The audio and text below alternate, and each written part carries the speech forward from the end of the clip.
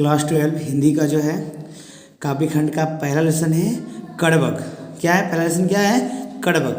कड़वक का जो है आज जो है सब्जेक्टिव क्वेश्चन कराने वाले हैं, है ना। तो जितना भी सब्जेक्टिव क्वेश्चन होगा आज हम पूरा करवाने वाले हैं। तो पहला क्वेश्चन है कड़वक के साथ जो है कवि ने अपने एक आँख की तुलना दर्पण से क्यों की है। पहला क्वेश्चन क्या है, कवि ने अपने एक आँख की तुलना दर्पण से क्यों की है। तो पहले क्वेश्चन का जवाब देते हैं, ठीक है। पहला क्वेश्चन है कवि ने अपनी एक आँख की तुलना दर्पण से क्यों की है। तो हम जानते हैं दर्पण स्वच्छ और निर्मल होता है, ठीक उसी प्रकार कवि की आँखें हैं। जिस प्रकार कोई व्यक्ति अपनी छवि जिस प्रकार साफ और स्पष्ट रूप से दर्पण में दिखता है, ठीक उसी प्रकार कवि के आँख भी साफ और स्पष्ट दिखता है या दिखाता है, ठीक है। साफ और क्या दिखाता है, स्पष्ट दिखाता है। जिस तरह से जो है हम अपने चेहरा को जो है दर्पण में देखते हैं, जैसा चेहरा होता है उसी चेहरा जो है वो दर्पण में दिखाई पड़ता है, ठीक उसी प्रकार से जो है कवि का जो है आँख भी है, वो जो है सही को सही कहते हैं और गलत को गलत कहते हैं। अतः कवि ने अपनी एक आँख की तुलना दर्पण से की है, ठीक है। पहला क्वेश्चन का जवाब है। दूसरा क्वेश्चन है पहले कड़वक में कलंक, कांच और कंचन से क्या तात्पर्य है। पहले कड़वक में कलंक, कांच और कंचन से क्या तात्पर्य है। तो पहले कवि ने कलंक, कांच और कंचन शब्दों का प्रयोग करके अपने विचारों को प्रकट किया है। कलंक शब्द की चर्चा करते हुए लेखक कहते हैं कि चंद्रमा में भी दाग होते हुए भी वे संसार भर में रोशनी देता है। सही बात है, चंद्रमा में भी क्या है, दाग है। कलंक की बात करते हुए कवि कहते हैं कि चंद्रमा में भी क्या है, दाग है, फिर भी वो पूरे संसार को क्या करता है, रोशनी देता है। अर्थात रोशनी के आगे काला धब्बा का कोई मोल नहीं होता है। अगर कोई व्यक्ति अगर मान जाए मेहनत कर रहा है, उसके पास कलंक है, उसके पास कुछ दोष है, फिर भी अगर वो मेहनत करे तो दोष को जो है दूर कर सकता है। इसमें कोई दो मत की बात नहीं है। अतः गुणवान में अगर कुछ अवगुण भी हो तो उसके गुण के आगे वह अवगुण छिप जाता है। अगर कोई गुणवानी व्यक्ति है, उसका कुछ अवगुण भी होता है तो वो अवगुण क्या होता है, छिप जाता है। और आगे जो है तीनों की बात करना है, कलंक, कांच और क्या, कंचन के बारे में बात करना है। तो हम कलंक के बारे में बात किए, कंचन के बारे में है, कांच के बारे में। कांच शब्द का प्रयोग करते हुए लेखक कहते हैं कि जिस प्रकार कच्चा सोना को गलाकर तपाकर असली सोना में बदला जाता है, उसी प्रकार इंसान को बिना संघर्ष और त्याग के बिना सफलता नहीं मिल सकता है, ठीक है, सफलता नहीं मिल सकता है। उसके बाद कलंक की बात करें, कंचन की बात करें तो कंचन शब्द का प्रयोग करते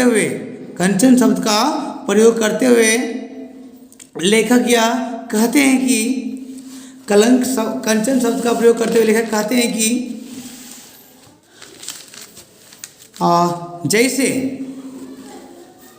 जैसे शंकर के त्रिशूल द्वारा नष्ट किए जाने पर सुमेरु पर्वत सोने का हो गया, वैसे ही सज्जन व्यक्ति के साथ रहने पर दुर्जन भी सज्जन बन जाता है। दुर्जन भी क्या बन जाता है, सज्जन बन जाता है। तीसरा क्वेश्चन है पहले कड़वक में व्यंगित जायसी के आत्मविश्वास का परिचय अपने शब्दों में दें। पहले कड़वक में जो है क्या व्यंजना किए थे जायसी जी, उसके बारे में अपने शब्दों में क्या करना है, उत्तर देना है। तो देखो, पहले कडवक में कवि अपने आत्मविश्वास को दर्शाया है। कवि का एक ही आँख है, वे चेचक के कारण रूपहीन है, लेकिन कवि कहते हैं जिस व्यक्ति के पास रूप और आँख नहीं हो उस व्यक्ति का महत्व कम नहीं होता। कवि अपने आत्मविश्वास के साथ कहते हैं कि दाग तो चंद्रमा में भी है, दाग तो चंद्रमा में भी है, फिर भी वह सारा जग को प्रकाशित करता है। त्रिशूल तो सिमेरु पर्वत को लगे थे, फिर भी वे सोने का हो गया, फिर भी क्या हो गया, वो सोने का हो गया, ठीक है, हो गया। पानी तो समुद्र का खारा होता है, फिर भी वो असूझ और अपार है। अतः ऐसा नहीं है कुछ अवगुण के होने से उसके सारे गुण खत्म नहीं हो जाते। कवि के यह विश्वास जनमानस के लिए एक नई चेतना है, आगे आने वाले पीढ़ी के लिए जो है एक नई चेतना है कि कवि जो है जायसी जी का एक आँख एक कान और उसका रूप भी खराब था, फिर भी वो इतना महान हुए। हम जो है अगर आगे आने वाले पीढ़ी को जो है कुछ भी अगर कमियां होगा, कुछ दिक्कतें होगा, फिर भी वो आदमी मेहनत करेगा कि अगर यदि जायसी जी कर सकते हैं तो हम क्यों नहीं, ठीक है। ये आगे आने वाले पीढ़ी के लिए क्या है, एक चेतना है, ठीक है। अगला क्वेश्चन है, चौथा नंबर क्वेश्चन है, कवि ने किस रूप में स्वयं को याद रखे जाने की इच्छा व्यक्त की है।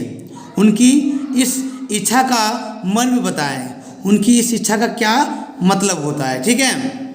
चौथा नंबर क्वेश्चन है, कवि कहते हैं कि यह जगत में नाश्चर है, यह जगत क्या है, कवि कहते हैं कि यह जगत तो नाश्चर है, यानी मरण है, यहाँ पर जो जन्म लिया है वो मरेगा ही मरेगा, ठीक है। केवल कीर्तियाँ ही अमर रह जाती है, केवल जो है जो कर्म किए हैं वो सिर्फ क्या रह जाता है, अमर रह जाता है, बाकी तो दुनिया क्या है, नश्वर है, यानी मरने वाला है। जिस प्रकार पुष्प अपने शरीर त्याग देता है लेकिन उसका सुगंध धरती पर व्याप्त रहती है, अगर पुष्प अगर तोड़ दिया जाए, सुखा दिया जाए, तोड़ करके फिर भी उसमें क्या रहता है, सुगंध रहता है। ठीक उसी प्रकार महान व्यक्ति भी इस धरती पर जन्म लेकर अपनी कीर्ति से ही अपना पहचान छोड़ जाता है। अतः कवि भी अपनी कीर्तियों से ही अपने याद रखने की इच्छा व्यक्त की है, यानी कीर्ति जायसी जी की जो है कीर्ति से जो है जायसी जी की याद करने की व्यक्त किया है कि याद करें मुझे मेरी कीर्तियों से, ठीक है। अगला है क्वेश्चन, भाव स्पष्ट करें। क्या क्वेश्चन है, भाव स्पष्ट करें, ठीक है। तो जो लही अमही डाव न होई तो लही सुगंध बसाई न सोई, इसका क्या अर्थ होता है। तो प्रस्तुत पंक्तियाँ मलिक मोहम्मद जायसी द्वारा रचित कडवक भाग 1 से लिया गया है। कवि इस पंक्ति के माध्यम से कहना चाहते हैं कि जिस प्रकार आम में सुगंध आने के लिए डब युक्त मदरियों का निकलना जरूरी होता है, ठीक उसी प्रकार बिना दोष के पुरुष में गरिमा नहीं आती है।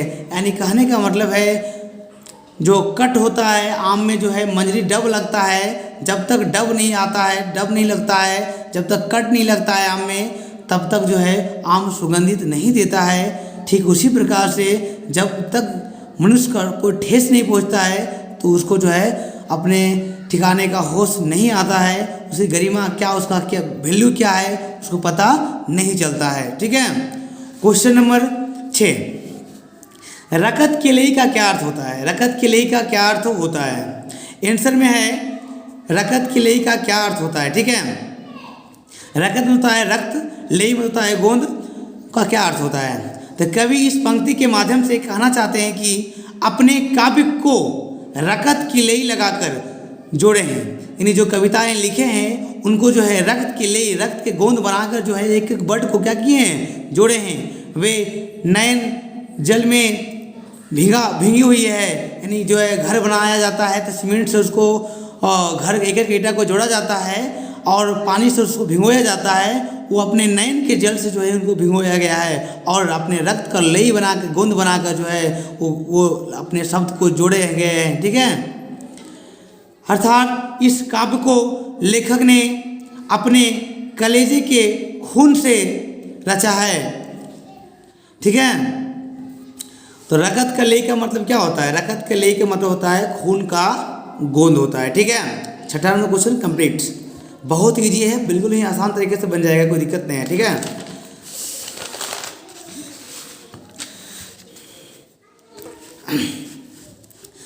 अगला क्वेश्चन है, मोहम्मद यही कवि जोरी सुनावा, यहाँ कवि ने जोरी शब्द का प्रयोग किस अर्थ में किया है? तो बताओ, जोरी शब्द का अर्थ किस अर्थ में किया है, प्रयोग किस अर्थ में किया है? तो कवि ने यहाँ जोड़ी शब्द का प्रयोग जोड़कर के अर्थ में किया है, जोड़कर के अर्थ में किया है। इस पंक्ति के माध्यम से कवि यह बताना चाहते हैं कि वे इस काव्य को जोड़कर सुनाया है और जिसने भी इसे सुना है उसे प्रेम की पीड़ा का अनुभव हुआ है। यानी कवि कहते हैं कि ये जो है इनको जो है हम अपने रक्त की लेई बनाकर को जोड़ के सुनाए हैं और जो भी व्यक्ति इस कविताओं को सुना है वो जो है प्रेम की पीड़ा का अनुभव किया है। ठीक है, क्वेश्चन नंबर 8। क्वेश्चन नंबर 8 क्या है? दूसरे कड़वक का भाव संदर्भ स्पष्ट करें। ये दूसरे कड़वक में 2 पद इसमें दिया हुआ है, तो दूसरा में क्या भाव प्रकट करते हैं जायसी जी? ठीक है, तो आंसर है दूसरे कड़वक में कवि अपने काव्य के बारे में बताते हैं और कहते हैं कि उन्होंने अपनी रगत की लेई बनाकर खून का जो है गोंद बनाकर जो है यानी इस पंक्ति को जोड़ा है और नयन जल से भिगोया गया है, आँखों के जल से आंसू से जो है इनको भिगोया गया है।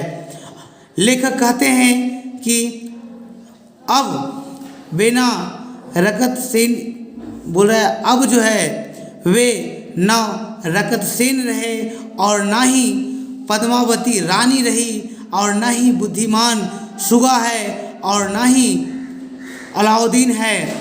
इन सब में से आज कोई नहीं रहा है, किंतु उनका जो है यश कहानी के रूप में जो है रहा है।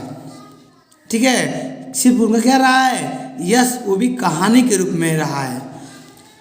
फूल मर गया फिर भी उनका खुशबू रह गया, यानी कहने का मतलब फूल मर भी जाता है, सूख भी जाता है, फिर भी उनका खुशबू जो है फूल खुशबू नहीं जाता है, पृथ्वी पर ही रहता है। और कवि कहते हैं कि एक दिन मैं भी नहीं रहूँगा लेकिन मेरा कीर्ति रह जाएगी। यानी बहुत ही अच्छे से कवि ने अपने बारे में बताया है कि एक दिन मैं भी नहीं रहूँगा, सिर्फ मेरा कीर्तियाँ रह जाएगी। ठीक है, आगे चलते हैं। अगला क्वेश्चन है, व्याख्या करें।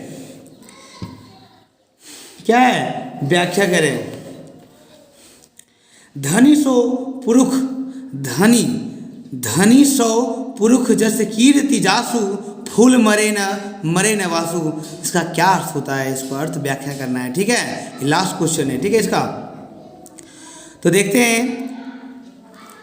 प्रस्तुत पंक्ति मलिक मोहम्मद जायसी जी द्वारा रचित कड़वक भाग 2 से लिया गया है। उसमें भाग 1 था, ये भाग 2 से लिया गया है। ठीक है, जिस प्रकार पुष्प अपने शरीर त्याग देता है लेकिन उसकी सुगंध धरती पर ही पर्याप्त रहती है, ठीक उसी प्रकार महान व्यक्ति भी इस पृथ्वी पर जन्म लेकर अपनी कीर्ति से ही अपना पहचान छोड़ पाता है।